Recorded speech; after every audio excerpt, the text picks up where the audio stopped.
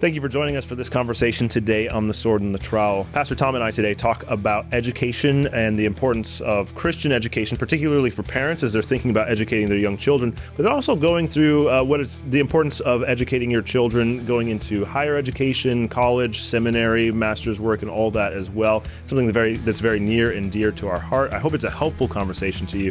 Take a listen. Welcome to The Sword and the Trowel. The Sword and the Trowel is a podcast of Founders Ministries, and Founders exists for the recovery of the gospel and the reformation of local churches. I'm Graham Gunden. And I'm Tom Ascol. And today's episode is brought to you by the Millers Grove Soap Company and Lake Yale Baptist Conference Center. Today, Pastor Tom and I want to talk about something that is incredibly important for just about every Christian, something that all of us have experienced at one point or another, something that all of us are hopefully still involved in, even at this point, in whatever point we are in our lives. And that is education.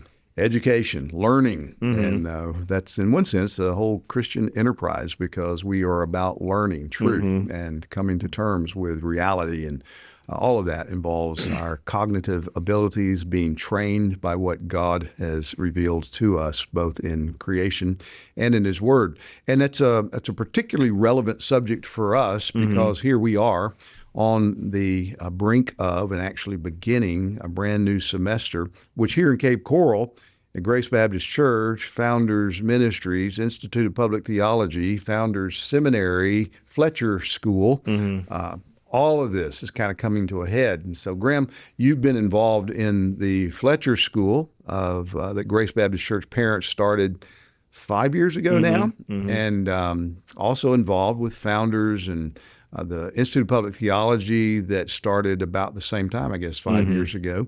And as of just this month, August of 2025, Founders Seminary, which we're both involved in, and you're going to be teaching for IOPT. There's just all kinds of things in the air about education. And we've been talking about it a lot and talking with our elders about it a lot, talking with church members about it a lot, and with people involved in those various ministries. And so we thought, why don't we bring that conversation to the Sword and Trowel? Yeah, and it's a conversation that kind of permeates our culture and permeates Christian culture, the church, and lots of questions that people have about it, lots of really strong opinions that people have about it as well. I have very strong opinions about education. No way. Yeah, it's true. I mean, half of my life is just education. So, and pastors are involved in education. Augustine says in his book on Christian teaching that even in preaching, what happens in preaching is a threefold function that you're to teach, you're to move, and you're to delight the congregation. Those are the three things that you're aiming for. And he draws on Cicero to expound that. But teaching is really kind of central to what preaching is. Teaching and preaching are not the same thing, but you don't have preaching without teaching involved in it as well. Yeah. And so you're kind of going after the intellect. Teaching isn't just about forming the intellect, but that's a major part of it.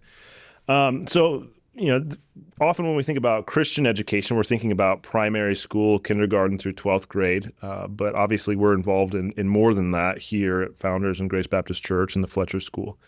But in our culture today, Christians have to figure out how to navigate the world of education. Because in so many ways, education has been the driving force, just like a pile driver driving our culture into the ground. Yeah, right. It's been education, though it's not the source, it is the tool and it's the means by which progressive secularism, secular humanism, all those things have really permeated our culture, and we can see our culture, what's happened as a result. Parents since I was a kid and before, have been terrified of sending maybe not terrified enough, of sending their children to secular universities and secular colleges because they're afraid that their faith is going to be eroded at those secular universities because faculty and professors and administration often make it their goal to erode the faith of students that enter into those colleges and universities.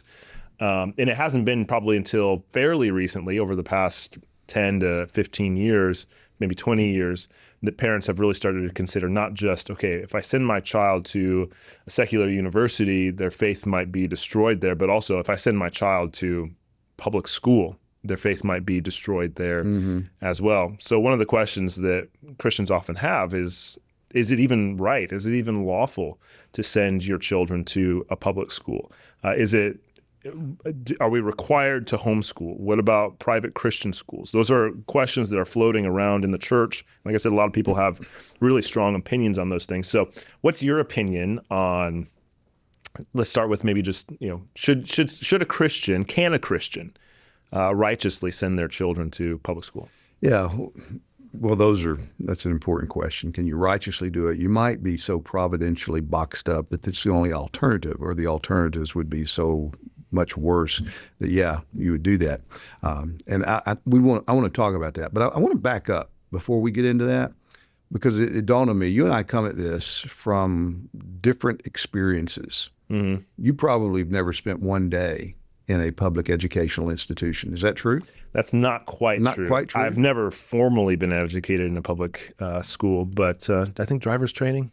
Yeah, driver's training. Okay, all right. So you got the real experience. Yeah. So tell us how you have been educated. Yeah. Up to today, and because my experience is different than that. Yeah. So kindergarten through 12th grade, I was homeschooled. Homeschooled. Mm-hmm. Okay. By Christian parents, dad's a pastor. Christian parents, dad's a pastor. What curriculum do you use? Six siblings. Like a lot of homeschoolers do, kind of a smattering of different things. Anything stand out to you that you Well, any homeschooler who's used Saxon math, Saxon always stands out. That's true. That rings a bell. We use Robinson curriculum for our reading curriculum. So I mean, I read hundreds of books. What did you do for learning to read? Do you remember? The phonics method? Yeah. So phonics method. So what's that? I forget who the authors are of that. Teach your child to read in 100 easy lessons, which actually we use with our children today. Yeah. That's how I learned how to read initially, and then have always just loved reading from that point on. Yeah. So you did that, and then from high school. Mm-hmm. What did you do? Did you have a high school graduation as a homeschooler? I did. I was the only graduate. Valedictorian? Yeah. Graduated first in your class. I was simultaneously first and last in my class. So I did walk down the aisle and everything. Mm-hmm. It was a good time. And then after high school, I took a few years. I was doing ministry in my church, and then I knew that if I was going to continue on in ministry, I just needed more education. Mm-hmm. I was becoming Reformed at the time, Calvinistic, and R.C. Sproul was very influential on me in the books that I was reading at the time. And that was the same time that he opened Reformation Bible College in Orlando, Florida. So I applied the very first year that it opened. I was accepted. I deferred, and I went the year after. But didn't you go to like Moody or something? I did. I took a couple of classes from Moody. Right. I took like a class on Hebrews, class on philosophy. So I took a couple classes, and then I went. Was that online?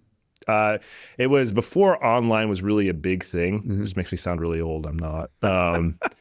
They called it correspondence. Yeah. So, you'd write your papers, you'd send them in by mail and all that kind of stuff. And then you went to RBC, graduated. Mm-hmm. Okay. And now you are in seminary, and you are enrolled at Founders Seminary. Correct. Okay. All right. So very good. Well, public school was it. The only private schools that I knew about were Catholic, and we weren't going to do that. I went all the way through public school and went to Texas A&M, Public State University. And then to Southwestern Seminary, which is about as close as you can get to a public seminary, right? Yeah, it is. And Texas A&M is about as close as you can get to a Christian university too. Yeah. So I joke about that. People say, "Why didn't you go to Baylor?" I said, "Well, I started to go to Baylor to be a Baptist institution, but decided to go to A&M and get a Christian education." So public education was my whole world, and of course, it was a different day, and so you had constraints that were still there from the remnants of Christian understanding of the world. Mm-hmm. I grew up, I remember blue laws. When, you couldn't go to the store on Sunday because they weren't open. And so if you didn't get everything done before Sunday, then you were going to just have to wait till Monday. Well, those days are long gone. Yeah. There was nobody thinking about having any kind of sporting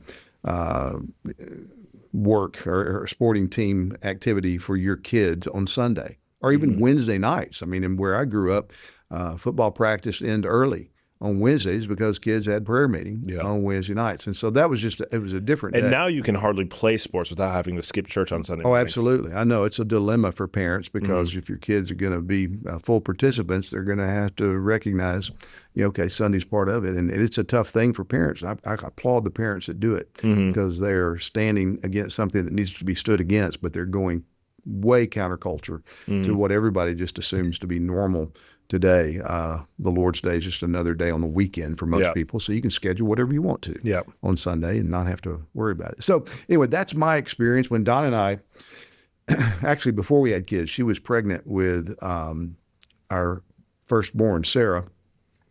And I came home one day from work or study, and she said, man, have you ever heard of homeschooling?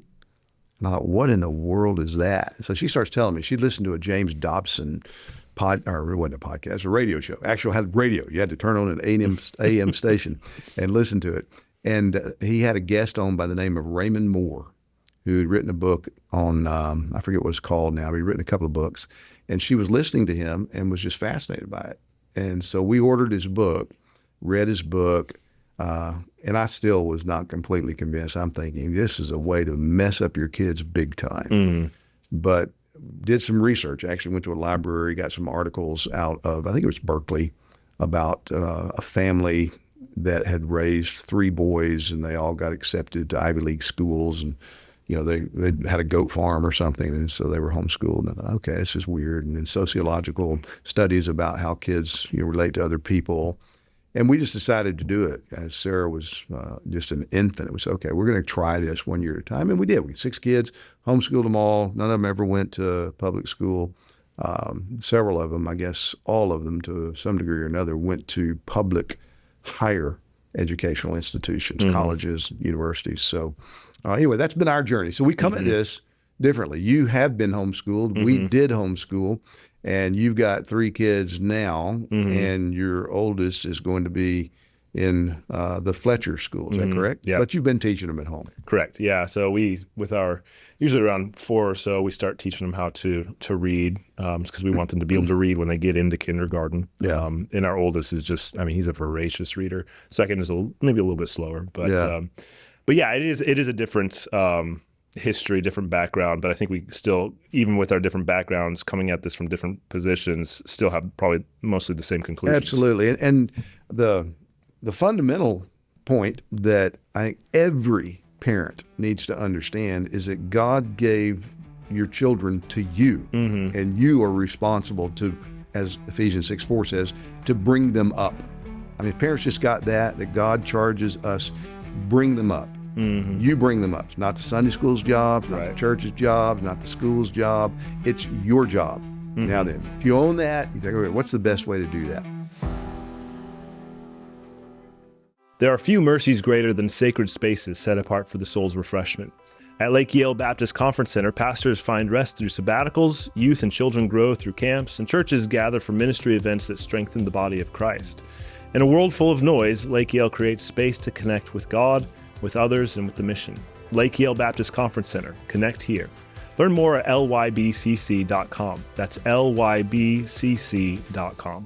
I hope that you will join us in our 2026 Founders Conference, January 22 through 24, here in Southwest Florida. The theme of the conference is going to be Make Disciples from the home to the ends of the earth. And we've got a wonderful lineup of guests who will come and be speaking for us, opening God's Word to us during that time. Vodi Balcom, Joel Beakey, well known to those who have been involved with Founders Conferences in recent years. But this year we also have Alex Kochman, who will be joining Dusty Devers, as well as David Schrock as some of our main speakers. And then we have a special guest in the person of Butch Wilmore, Barry Wilmore, who is best known to folks today as one of the astronauts who was lost in space, or at least stuck in space, for over 9 months. And the Lord used Elon Musk and technology to bring him back safely home here in the early part of 2025.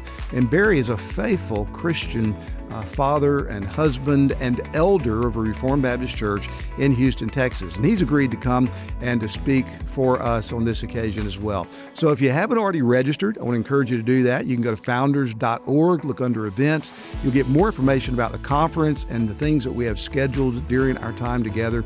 please pray for the conference as well. And if you'd like to come, but finances are a difficulty for you, just reach out and give us an opportunity to see if we might be able to help you with that. Sometimes people provide scholarships or provide funds that we can at least eliminate some of the costs for those that would like to come but can't afford to do so. I hope to see you there January 22 through 24, 2026 in Southwest Florida.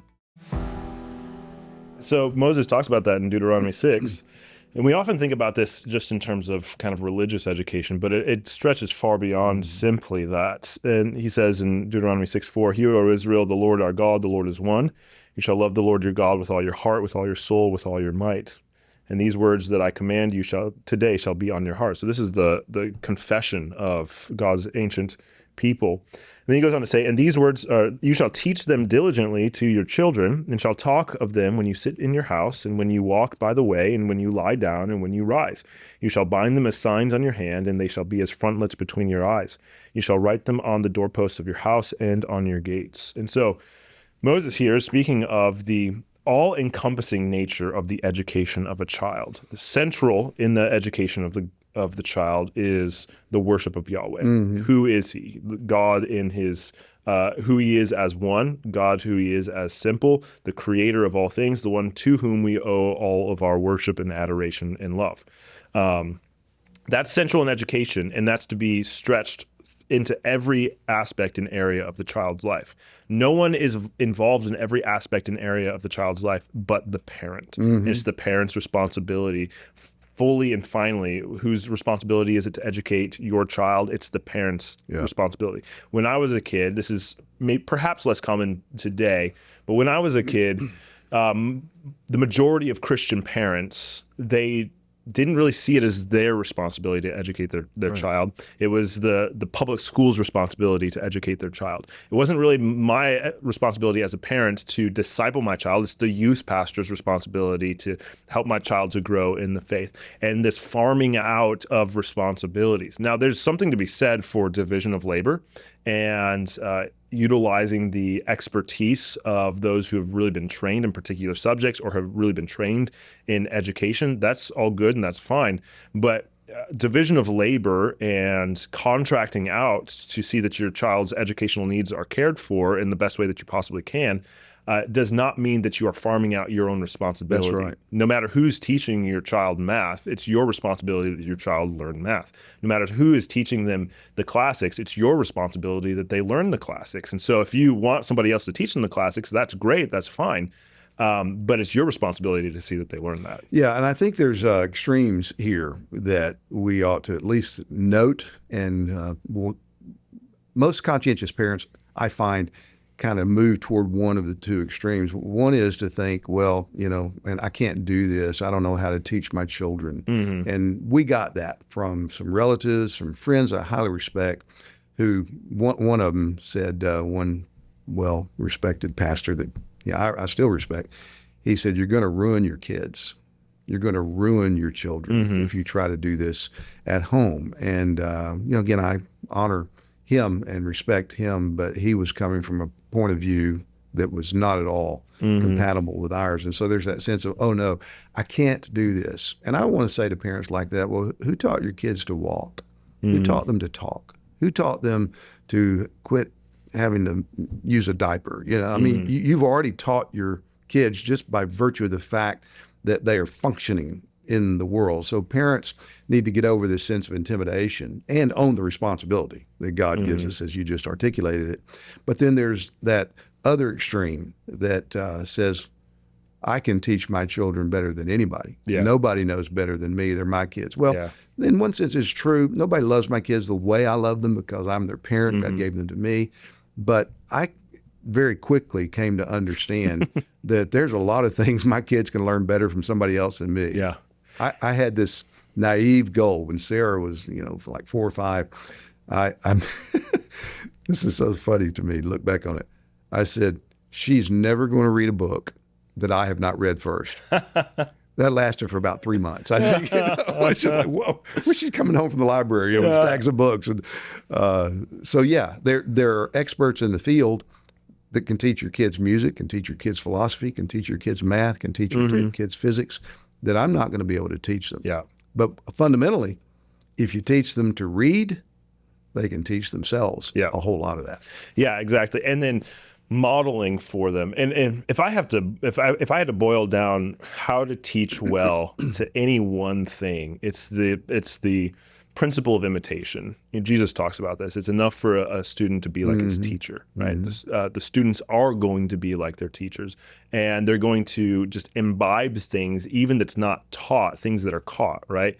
And that they're around their parents more than anything. And so if you can, by imitation, show your children, not just teach them how to read, but then also just teach them the curiosity, wonder at the world that God has made, so that they have an innate and inherent desire to learn.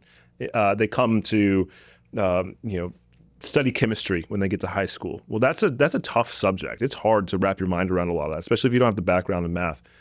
But if they've already got ingrained in them that curiosity and that wonder, so that they just want to know. They want to know how the world works the way that God has made it, and understanding that God is the creator. That curiosity will drive them through the hard work that it takes to come to that understanding and do the work that it takes. And so I think parents are well equipped and well suited to do that. Other teachers can be as well, but when the child gets that from their parents, boy, they're gonna excel in the other things that they learn. Yeah, and parents need to see. I often said the world is a classroom. Look at the world. The book of Proverbs is this way. Come, my son, let me teach you. Listen to me. Learn from me. Just read the book of Proverbs, and you see Solomon saying, "Hey, come here. I want you to look out the window. You see that woman? Let me tell you about that woman. Yeah. Hey, look, here are ants. Do you see these ants? Look at these ants. There are lessons to be learned. The world is a classroom. So if parents get that, own the responsibility, then you just try to figure out what's the best way, given my stage of life and the providential arrangements, how do I educate my kids? Again, one of the default modes, because we've been so well discipled by our culture, and because economically in America right now, there's some really difficulties that have been built into the system where the deck is stacked against young parents. And I grant all that, but it's like we both got to work, 2 jobs or more. We cannot have what we need to get by in this world unless we both work. I understand that, but that is almost a default response to economic realities that needs to be reexamined. I mean, it can be done. It can be done. It's hard. You might have to wear old clothes, drive old cars, eat simple meals, not eat out, not go to movies. But parents I think will be surprised if they back off and say, okay, how can we do it on one salary? And to men, I mean, you may have to sell your blood platelets at times. You may have to get a second job. Different things. But I have encouraged fathers, do what you must do, if at all possible, to keep your kids out of the public education system. Even if you live in a context where, hey, man, we got Christian teachers and our school district is not like, it's a part of the federal system. And there are mandates that come down. There are realities that are operating in the background that are going to manifest themselves and have implications in what goes on in the best run classroom. Absolutely. I mean, I grew up in small town, rural Michigan, where maybe a majority of the teachers in the public schools, or at least one from public school, were Christians. The principal was a Christian, good man, good family. But even so, first off, public education is just shot through with postmodern presuppositions. It doesn't come from like a Christian understanding or even a realist understanding of the world. John Dewey has so influenced our education system that children are educated without any sort of understanding of what objective reality is. the teacher may believe that there's objective reality, but they're basically forbidden from teaching as though there's an objective reality. Yeah. And this is what the point of education is, to show your children, to teach your children what is good, what is true, what is beautiful. Even a Christian educator in the public school system is basically unable to say that this is objectively beautiful and you ought to love this, no matter what your personal tastes are. Mm-hmm. This is objectively good and you ought to pattern your life after this, no matter what background you come from, no matter what you want to do personally and what you feel about it. This is objectively true, whether it conflicts with things that you've been told by others or whether it conflicts with the things that you want to do yourself. This is objectively true. Teachers are unable to do that. And furthermore, teachers in public education are basically forbidden by law from teaching children that Jesus Christ is Lord. Mm-hmm. I could not send my children to be taught 8 hours a day, 5 days a week from people that may be Christians themselves, but they can't tell my children that Jesus Christ is Lord, because that's central to education in everything, from physics to chemistry to mathematics to history, the humanities, whatever it is. Like, Jesus Christ is Lord has implications in all of those different fields of study. And if they're unable to be taught that in their fields of study, that's an incredibly difficult position to put your child in. Are you looking for healthy bath and body products that are made by a family who unashamedly fears the Lord and seeks to build the kingdom? Well, Miller's Grove Soap makes handcrafted soaps and balms for the whole family. They only use quality oils and butters and grass-fed beef tallow, essential oils, and other good gifts from God's good creation in their luxurious bath products. So stop using harmful products from godless corporations and be a good steward of the body that God has given you. Visit themillersgrove.com today and see their spectacular lineup of soap and other products. That's millersgrove.com. Listeners to the Sword and Trowel can use code FOUNDERS at checkout for a 10% discount on your first purchase. Remember, life is short, fear God, build His kingdom, and use the good soap, which is Miller's Grove Soap. I'm excited to tell you about a new resource from Founders Ministries. We now have a pocket-sized edition of the Baptist Catechism with scripture proofs. It's available at press.founders.org. This resource is created using the 1695 edition of the Baptist Catechism, and it features minimal language updates and modernized scripture references for an easier reading experience. And it's designed to work in tandem with our commentary on the Baptist Catechism by Dr. Jim Scott Orrick. We encourage you to grab copies of both today to use for Sunday schools, small groups, or family worship as well. You can find it at press.founders.org. Especially over time. I mean, so a first grader, that would be far higher stakes involved than for somebody who's 20 years old. Mm-hmm. So there's differences here. But all education has a religious foundation. Yeah. All education. The secular, neutral education has a religious foundation to it because it is all morally based, and somebody's morality is going to dictate the very things that you just articulated. And so we need to realize that. And again, as kids get older, those questions become broader and more nuanced maybe in how you would answer them and apply them. But this idea that, I've heard from Christian parents, if we pull our kids out of the public education system, then we're just turning it over to the devil. Where's going to be the Christian influence? Well, Mom, Dad, your little children in your home, your elementary age children, they're not missionaries. Yeah. They're not missionaries. Don't treat them like missionaries. Don't expect them to be missionaries. I love what Vodi Balcom says. Don't send your kids to Caesar and then be surprised when they come back Romans. And that's what happens too often in our public education system. They're not equipped. They're not qualified. You're putting your children in a dangerous position and requiring them to do dangerous things that they just have not been equipped to do. Exactly. And God never designed them to do that. So we have the Fletcher School, that's a classical Christian education school. You're going to be teaching a classical Christian education course in the Institute of Public Theology, which is going to have a whole track of a major on this discipline. So why is that a good idea? Why should parents, churches consider this type of approach to education? Yeah, well, two things about, just going back to public education first. First, broadly speaking, I would not typically, there are exceptions, I would not typically encourage Christian parents to send their children to public school. But at the same time, we also have to recognize that if we want to see cultural transformation in our nation, certainly there are the spiritual aspects, and we need reformation and revival, and nothing's going to happen without that. But secondarily, we're not going to see it happen unless the public school system is recaptured. Christians, I think, need to back away from it, and they need to protect their own children and give their children a good education. But there are still, the majority of the families of this nation are being educated in this way. And, they're going to outnumber us. And so we do need to recapture public education. But first things first, right? We need to make sure that we care for our own first and then seek to do that. And I don't know exactly how that happens or what that looks like. I'm thankful that Trump has basically dismantled the Department of Education recently, but we need to go a lot further. And Ron DeSantis has done a lot in the state of Florida. I think that's been good and helpful, but we need to go a lot further down that road.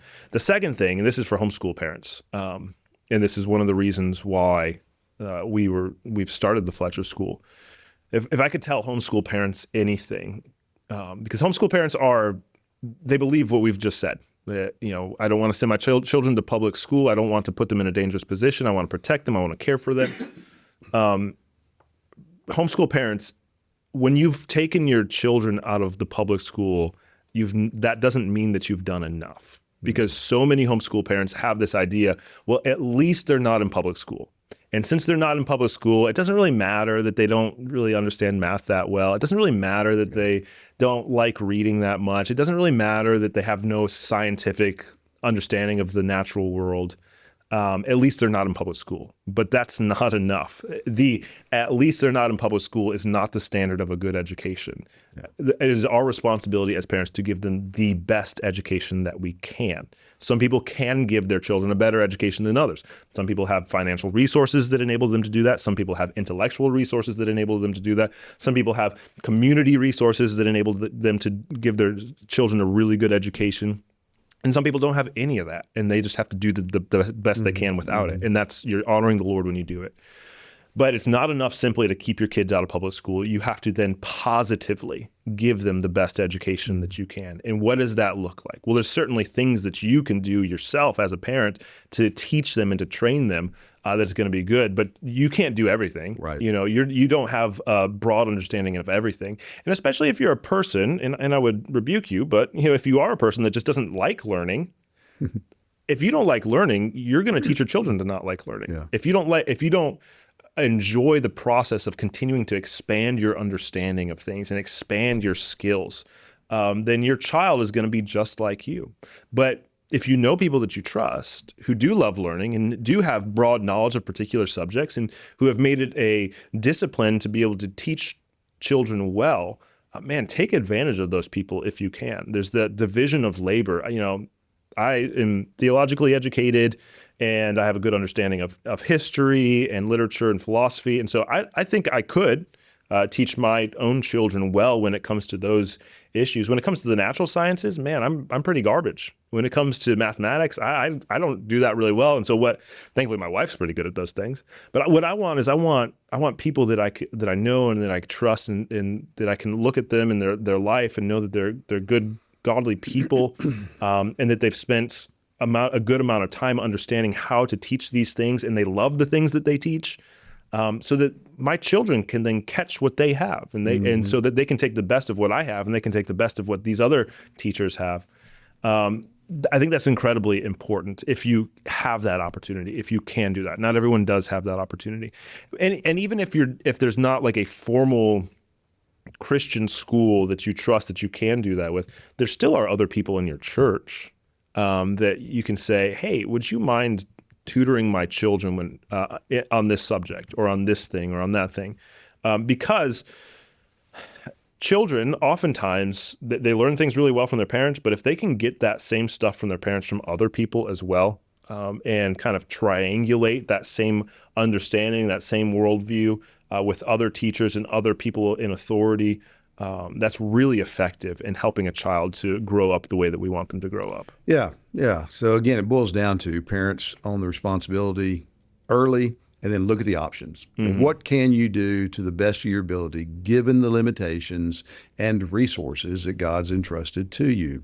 And so homeschool, one of the things that we did and that I see going on now and parents in our church are doing is they form these co-ops. And so, man, we had people, my wife was a nurse, and so she had all the science stuff pretty at hand. And so she would teach those things. We had others that were really good in the fine arts. And so they would teach that. We had sports that, people would participate or lend their expertise in and train kids in that. So just look for ways to do the best that you can, given the circumstances that you're in, and knowing at the end of every day, too, what you need is for God to work in your kids. And if you can give them that love of learning and help them to be lifelong learners. And then, as they get older, in Florida, we have dual enrollment, which I think a lot of states has now they have now, so that when your kids are in the freshman, sophomore years of high school, they can actually take classes at community colleges or universities, state schools, and get credit for it. And so we did that. And that came with drawbacks, some, because now they're on a secular campus and professors don't care a thing about them. In fact, some professors intentionally, and we experience this, try to undermine, oh, you're one of those homeschoolers. Good. This is like fresh meat. I'm going to try to tear down everything that you've been taught. But you train them, you help them, you walk through that with them. And all of our kids had that experience. I think 4 of the 6 actually graduated from state colleges, but all of them took what they wanted. I'll never forget when Sarah had scholarships to the state university here, pretty local. And our attitude was, look, man, act like Israelites leaving Egypt. Just ransack it for everything that is good and valuable. Don't worry about a degree. Don't worry about what the process is. All the counselors at the school tell you got to do this, you got to do that. Just take what would be beneficial. And we talked about that. She talked to a lot of other people about that. And I don't know how many hours she racked up, but more than enough for a couple of degrees. And one day she said, I'm just ready. I'm tired. I'm ready to get out. So we sat down and looked at it. Oh, man, if you take this course, take that course, you can graduate 2 majors next semester. And she did that. So from earliest days until they launch, you want to help your kids to learn, because the Christian life is inherently a life of discipleship, which means a life of learning.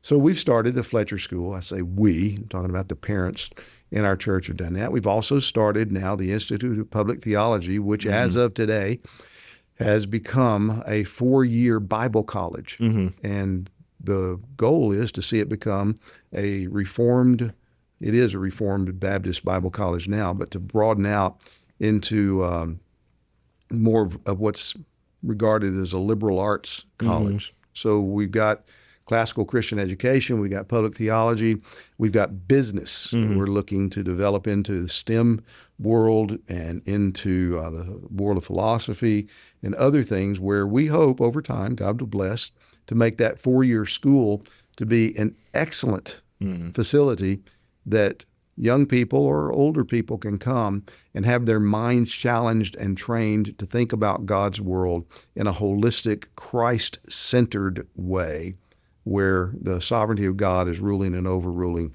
in everything. And then Founders Seminary, to train men for pastoral ministry. That's the very narrow focus that we have, and we want them to be trained in the disciplines of theology with a pastoral heart and with an understanding of the world in which we live. So as we say, rightly so, it's not just a slogan, it is a core commitment deep down in us. We want men with sharp minds, warm hearts, steel spines. And God's done this. We didn't sit out, 10 years ago, we didn't sit down and say, hey, let's do this over 10 years.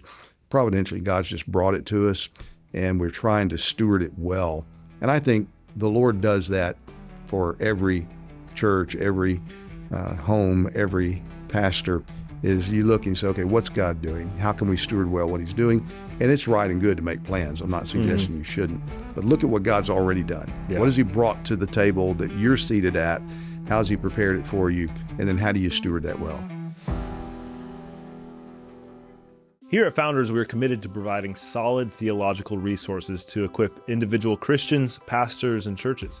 One of the ways we do that is through the online Founders Study Center. And we wanted to let you know about one of our newest courses available, the Introduction to the Law and the Gospel course taught by Dr. Tom Ascol. This course provides an introductory study of the law and the gospel in biblical and theological terms.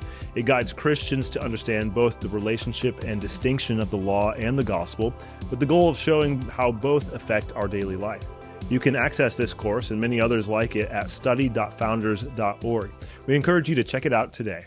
We are well underway in our first semester at Founders Seminary, and we couldn't be more delighted and thankful to the Lord for all that He has done. Under the leadership of Dr. Vodi Balcom and his presidency, and with the wonderful input and guidance of Dr. Peter Sammons, we are seeing men trained with sharp minds, warm hearts, and steel spines.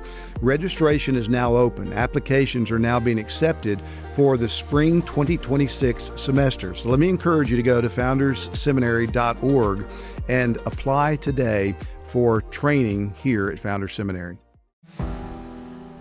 What do you think about, there are many that think that at this point in time, college education is basically just a complete waste of time, a complete waste of money. Yeah, well, I'm very sympathetic to that. I've said multiple times, and there's a little asterisk because there are exceptions, but they're very refined exceptions. I do not know of the college education that is worth going in debt over.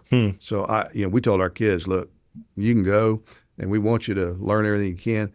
We're not paying for it. And so you're going to have to get scholarships. You're going to have to work your way through. We'll help you. You can stay at home.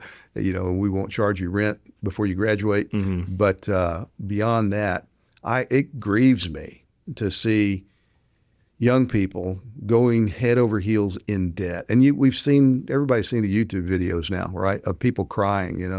I graduated with $30,000 in student debt, and I've been paying it faithfully, and now I have $45,000 in student debt. Yeah. I said, well, you should have taken an economics course. If somebody should have taught you about compound interest and how that can work for you or against you. So generally speaking, I would say yes, there are exceptions. There are some institutions, not many, I can name them on one hand, where I would say, it would be worth looking at these higher education institutions that could be of real value to you.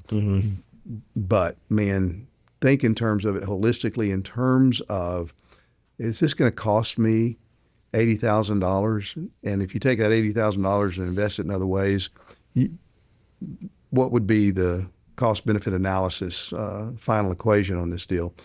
And I say this all the time too. Anybody who wants an education today can get an education.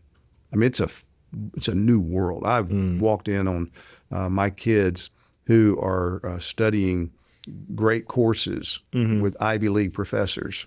And they're doing it because it's available, and it's available for free or very cheap. And they're getting the lectures, they're listening to the things, they're reading the textbooks, going through this stuff.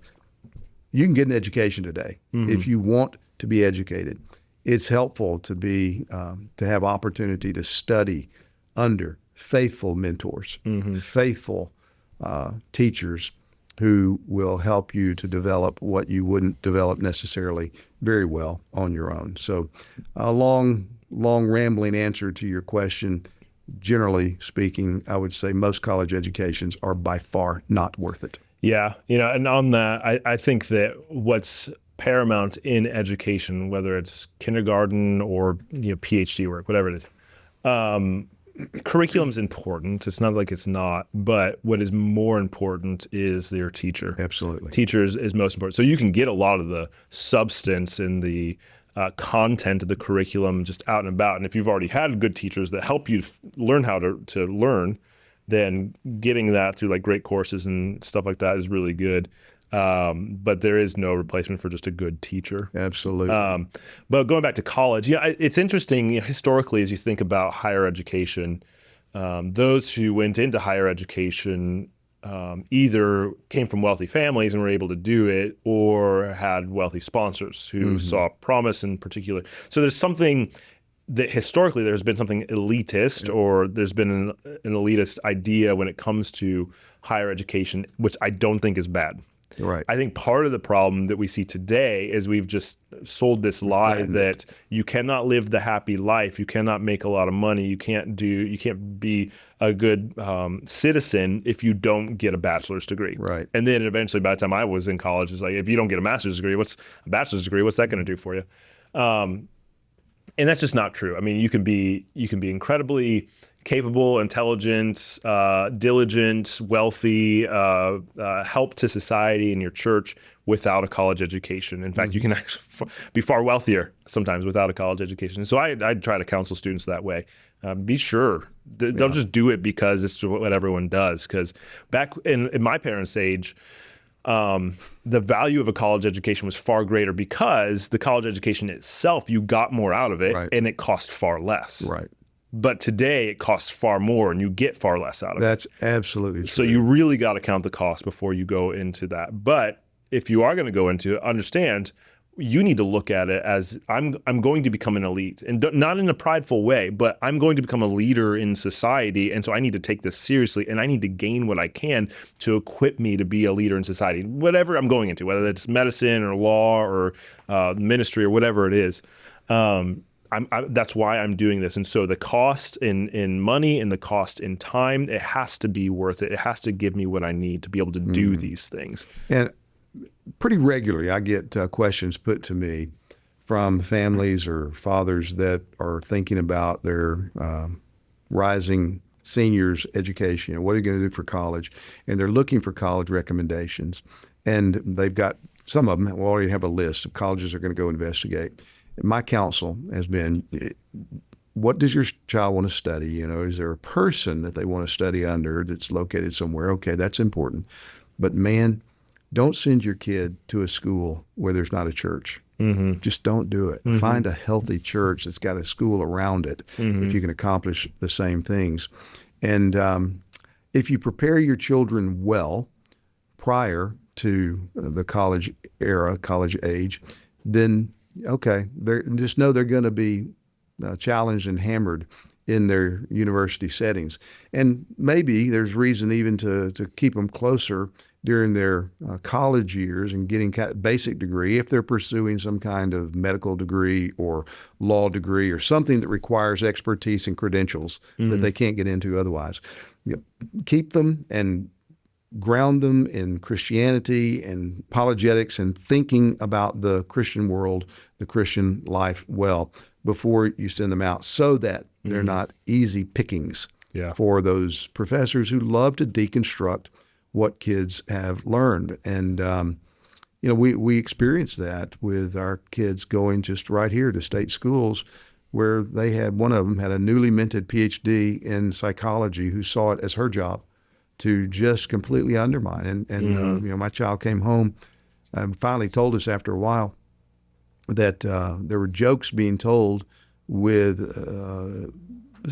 sexual perverse punchlines that this child didn't understand and felt foolish and was very vulnerable because didn't catch the jokes. And we realized, okay, here's a gap in the education. We never taught our children these curse words. And we sat down, we made a list of curse words, and we went through them and said, okay, this is what's referred to here. I mean, you just think you don't have to do that. But I'd rather our kids learn that from me than the people in the world that are going to take advantage of them. Yeah, I think, so I'm teaching in the Fletcher School this year a course on apologetics, which I'm very excited about. And a lot of it, I just have that in mind. Like, we live in a culture that is either atheistic or agnostic or pantheistic, and so trying to deal with those issues. And I think apologetics is incredibly important, understanding the Christian faith and being able to defend the Christian faith. But I think what's even more helpful than apologetics and being prepared to deal with these things is just logic. Just being able to understand logic. Absolutely. Because most of these arguments are just so illogical. Being able to understand logic and then also rhetoric, because not every argument is logical, but just because it's illogical doesn't mean it's not powerful. Because you can have a strong emotional appeal that's illogical, but it's still very persuasive. And so helping your students to understand what that looks like and understanding emotional manipulation and those types of things. So logic, rhetoric and apologetics, I think, are some of the three of the big things that your child should have a good handle on before they go into a secular university. Yeah, and if you give them that, especially logic and rhetoric, I mean, they're going to watch political campaigns and commercials and have fun. Yeah. You'll be able to just laugh with them. We used to make a game of it.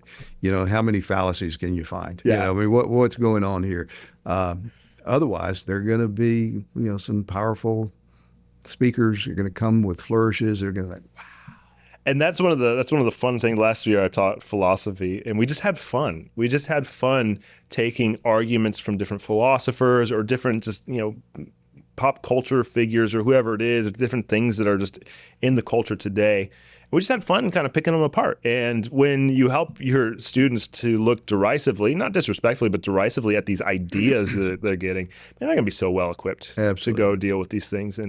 But if you can send them to a place where they don't have to deal with them and they're prepared, prepare them. But if you can send them to a place like IOPT or some of these other good solid Christian universities and colleges, I mean, do that. Amen. Do that. Amen. Well, there's a lot more that we could say about education. Obviously, this is something that we think about a lot. It's very near and dear to us. And if you have questions, just write to us. We'd love to answer those. I know we probably angered some people, probably confirmed a lot of people in their thinking in this discussion. But we'd love to continue the dialogue. So reach out to us. Any just final words on this? Any books that you would recommend on this subject? Yeah. What's the Dorothy Sayers book, Recapturing the Lost Tools of Learning? Mm-hmm. Yeah, that's a wonderfully helpful book. The book that we require for our application process for both IOPT and Founders Seminary, No Place for Truth by David Wells. I mean, for pastors, particularly or Christian who are thinking about higher education, especially the ministry, that book, I don't know how many students have told me. I had a guy just tell me last week that it just rocked his world. He said to me, "Where's this book been all my life?" And I wanted to tell him, that book was written before you were born. So, I mean, it's been there. You just haven't seen it. Wasn't it, is it 90? 1990 that was forget written? When the project began. Just the year I was born? Yeah. I mean, God used David Wells wonderfully well in this whole enterprise. So that's a book. The Closing of the American Mind by Alan Bloom. That was another book I kept on my shelf because I was finishing my dissertation. And I didn't want to read it until I was done because I didn't want to be distracted. But once I read it, I devoured it. And that gives a broader picture to what has happened in the American educational system. Yeah. I would recommend Proverbs. Just the Proverbs is the best book on education that you'll read. We go through Proverbs regularly in our morning assemblies at the Fletcher School.